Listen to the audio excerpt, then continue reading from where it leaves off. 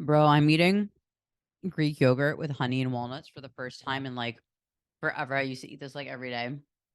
It slaps. It's so good. So let me get cozy here. How do we like the new background? I love it. I painted this arch by hand. It looks really good in the video, but in person it's a little messed up. I see that the sign's backwards in the video, but we're gonna fix it in post.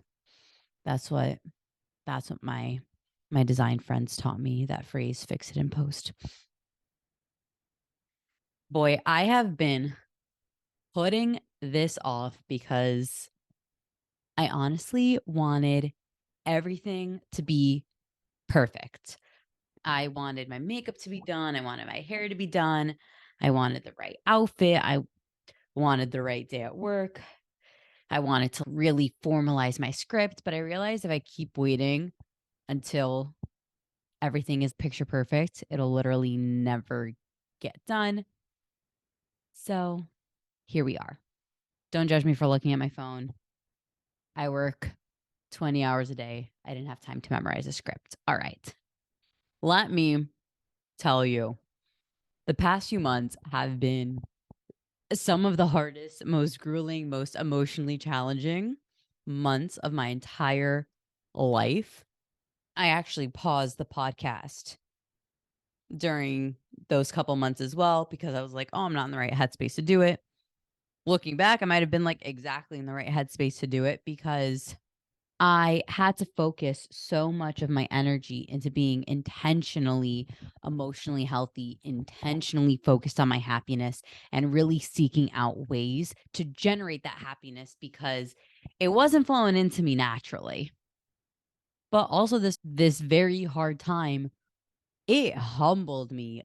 It made me realize all of the little tidbits I share about how to emotionally regulate and how to change your mood and how to appreciate the lows and let it pass through you. Like all of the mindfulness and emotional health tips and tricks that I share, so easy to do when things are good or a little bit bad, or maybe you're having an off day, whatever.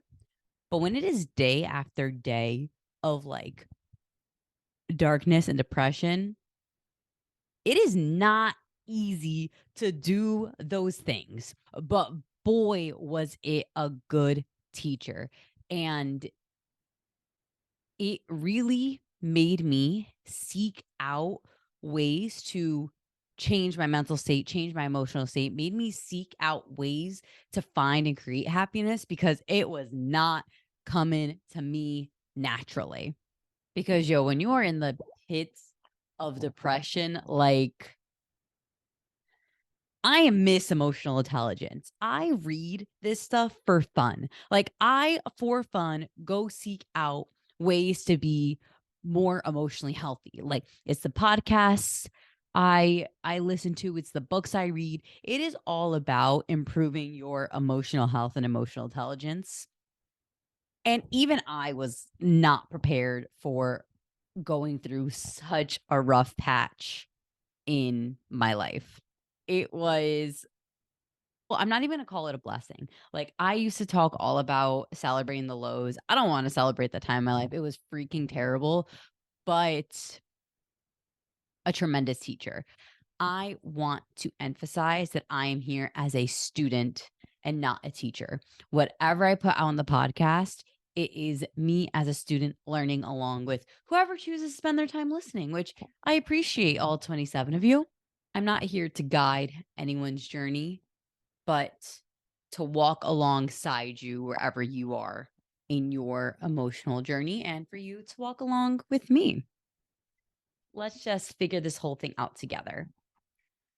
So, super long intro, just say, this is my Science of Happiness episode.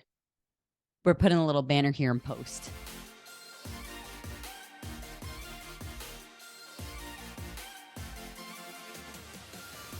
So, through this journey, I wanted to share with you guys a bunch of little tidbits I learned on the science of happiness and how we can create happiness for ourselves rather than waiting for it to happen to us. Because emotions really are just little electrical signals that go through our body as a result of our thoughts.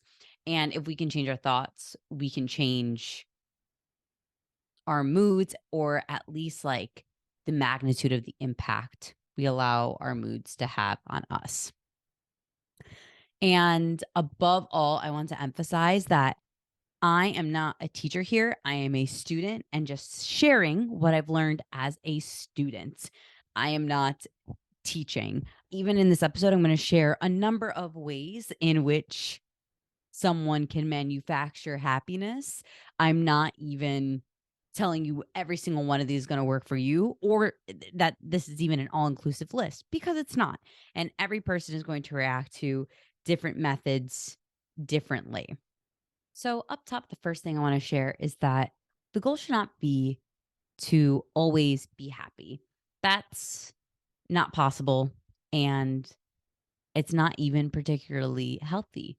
We as humans should be experiencing the full range of emotions. We are a 2 million-year-old brain in a modern day world, and it's overwhelming. We're going to feel overwhelmed. We're going to feel stressed. We're going to feel sadness. Bad things happen. And yeah, it's healthy to feel sad when the bad things happen. It's not healthy to be totally emotionally detached, that you're always happy no matter what. But this podcast is really about the ways that we can influence our perceptions of what happens, and more so in the minor inconveniences. Like, don't let the little things that don't matter bog down your day and make you unhappy. Leave the sadness for like those really devastating things. Like, really use it up then. We don't need to be wasting it on a flat tire. I'm going to share a bunch of tidbits that I wrote down. I have the sources for all of these, but don't kill me if I don't cite one of them as I go through it. But we have the sources. So I'm just going to rattle them off, cut to the chase. Number one, and this is a core tenet of this podcast and a core tenet of mine, of happiness altogether across the board. You will always see this come up. Being mindful and present to what we are doing in the moment is an essential key to an improved mood.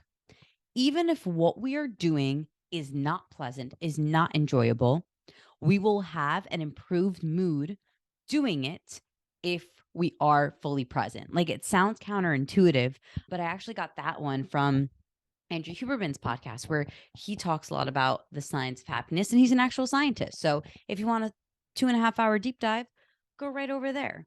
Another thing I learned is that in studies published by Sean Acor, he's a researcher at Harvard who researches happiness. His research has shown that if an individual's success increases over 5 years, it's likely that happiness will typically flatline. But if you flip the equation on its head and increase your capacity for happiness over the next 5 years, then they saw that almost every other metric of success will increase too. And I really loved learning that, because it is so counterintuitive. Like, how many times do we think, if I hit that goal weight, I'll be happy. If I get that job, I'll be happy. If I make this much, I'll be happy. If I get that apartment, I'll be happy. Oh my gosh, I'll be happy once this move is over. Or, oh my gosh, I'll be happy once I find a relationship and I'm married. Or I'll be happy once I fill in the blank. Like, there are so many ways that we say that. And we say, when I hit this metric of success, then I'm allowed to be happy. But really, it works in the reverse. If you increase your capacity for happiness, then every other metric will also increase, which, as I learned more about the science of happiness, makes so much sense. Because what are the keys to happiness, as you'll hear going along in this episode?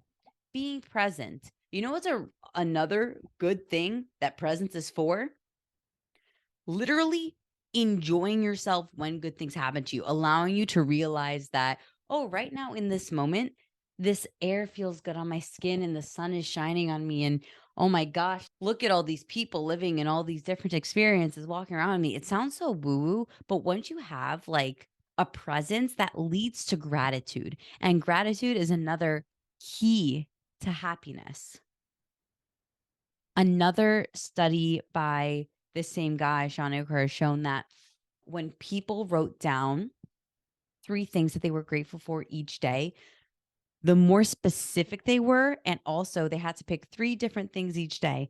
The more specific they were, and being able to find 3 different things every day also increased people's happiness over the course of a month. So, presence, gratitude, and also being perceptive to your internal world and acknowledging what beliefs you have about the world and about yourself and about the things you're unhappy with. What beliefs do you have and how are they not serving you? That being said, tidbit number 3, if you view the world through the same pattern for too long, your brain keeps it even if that pattern is not working for you. In a different study that was measuring something totally different, it had nothing to do with happiness. They This study paid students to play Tetris in an MRI for 5 hours. So, basically just monitoring their brain activity as they play Tetris, but 5 hours straight of Tetris. Later in the day and in the week, students reported that they were seeing similar patterns in their everyday lives and trying to fit shapes together. Like, one student reported that he was rearranging the bread at the grocery store to make straight lines.